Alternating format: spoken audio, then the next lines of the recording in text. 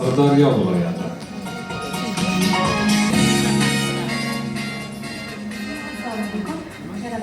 Marhamat.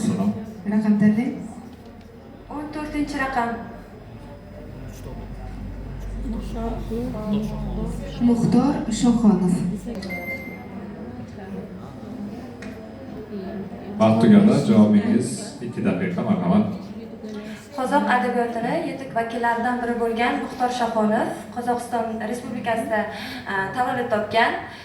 U o'zi shoir sifatida taniladi. Yoshligidan o'sha Qozog'iston universitetida tahsil olgandan so'ng qozoq adabiyotini bir qator gazeta va jurnallarida faoliyat yuritadi va Muxtor Shoxonov o'sha o'zini she'rlari bilan qozoq adabiyotini boyitgan, ya'ni eng katta o'sha asarim nazmiy yo'nalishda yozilgan Chingiz Aytmatov bilan birga yozilgan Cho'qqida qolgan ovchini Oquzori asarida ham aynan o'zini she'rlaridan parchalar keltirib o'tadi. Mana shu orqali uning she'rlari bilan juda yaqinroqdan tanishamiz. Ya'ni 4 ona o'sha o'zi uchun kerak bo'lgan 4 onani va vatan uchun, millat uchun kerak 4 onasini sanab o'tadi. Bundan tashqari uning she'rlari 9 ayromiz uch kabi she'rlari ham mavjuddir. Bu she'rida esa aynan insonni qalbidan bahorni olib tashlasak, uni hech qanaqa inson yashay olmasligi, ya'ni yoshlik bo'lmagan taqdirda insonda hayoti o'sha lavhalari to'liq emasligi aytib o'tiladi.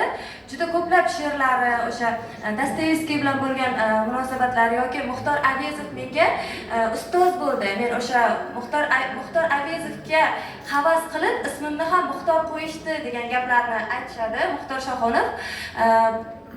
Mana shu asarni deylik o'zbek tiliga Navjon Boqiy, Yoqubjon Xo'jamberdi tomonidan o'zbek tiliga tarjima qilingan. O'sha Qozog'iston xalq shoiri hisoblanadi Muxtor Shoxonov. Bundan tashqari uning yana Madhiya muallifi adashmasin. Qozog'istonda. O'sha haykalni o'g'irlab ketish hozir Dostoyevskiy haykalni o'g'irlab ketish haqida ham fikrlar bildiriladi. O'sha Manas dostoni haqida ham o'zini fikrlarini bildiradi. Rahmat. Vaqtimiz tugadi. Mashhur adabiyot qo'yilgan.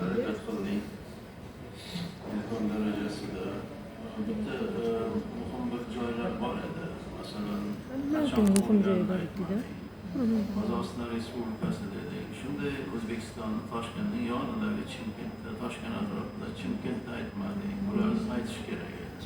Keyin yana bir joyda ular hayotidagi voqealardan bittasi o'zini faoliyatini traktor yordamchisi sifatida boshlagan ekan. Endi masalan, qiziqda bu ham bir traktorchiga yordamchi shunday mashhur odamga aylanganda endi. Bularni aytganingda keyin ba'zi yana bir joyda aytyapsan Dostoyevskiy bilan bo'lgan munosabati degan Chingizaytmatov bilan dasturga deyman. Biz tushunmadik va ya Muxtor Shoxonov bu yoqlarga ham borib kelarmikin? ijodkorlarning ruhiy parvozlari bo'ladi. Lev Tolstoy bilan uchrashar tushlarida. Yili to'g'ri kelmaydi. O'lib ketdi.